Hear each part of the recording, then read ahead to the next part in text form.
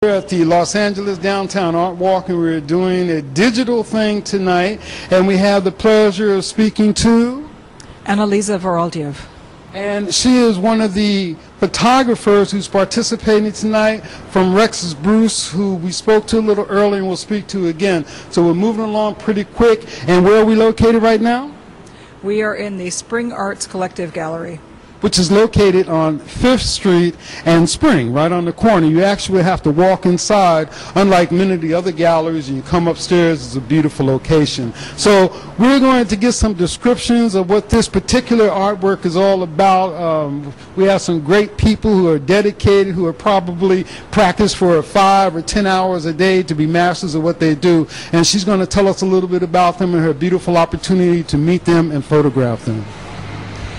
These images are from a series that I'm working on. They're portraits of classical musicians. This first image is of Dina Kuznetsova, who is a wonderful Russian-American soprano, a singer, and I photographed her at a music festival, a chamber music festival in Palo Alto, which is called Music at Menlo. It is put on by David Finkel and Wu Han.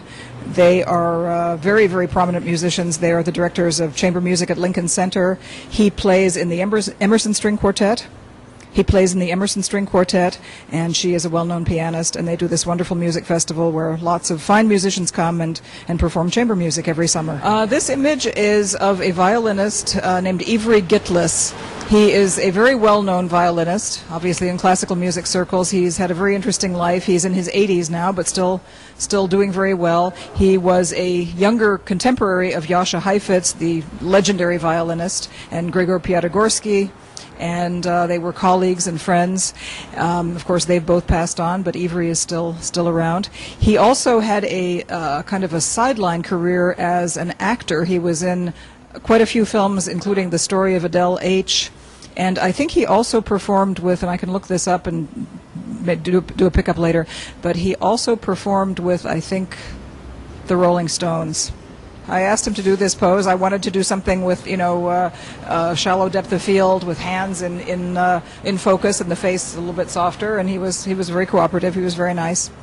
But he's a very interesting guy, and as I said, in violin circles, very, very famous. This photograph is of Arnold Steinhardt. He is a violinist. He is the first violinist of the Guarnieri String Quartet, a wonderful string quartet who've been together for many, many years. He also has written a couple of books.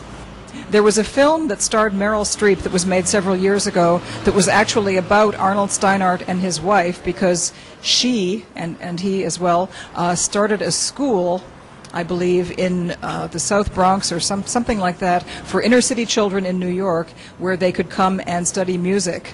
And his wife was actually featured in this film. This is a photograph of Carter Bray, who is the only cellist represented in this series here tonight. He is the principal cellist of the New York Philharmonic, and he's a very, very fine musician.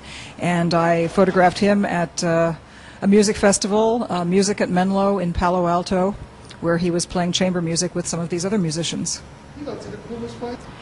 This is a photograph of a wonderful violinist named Georgia Flizanis.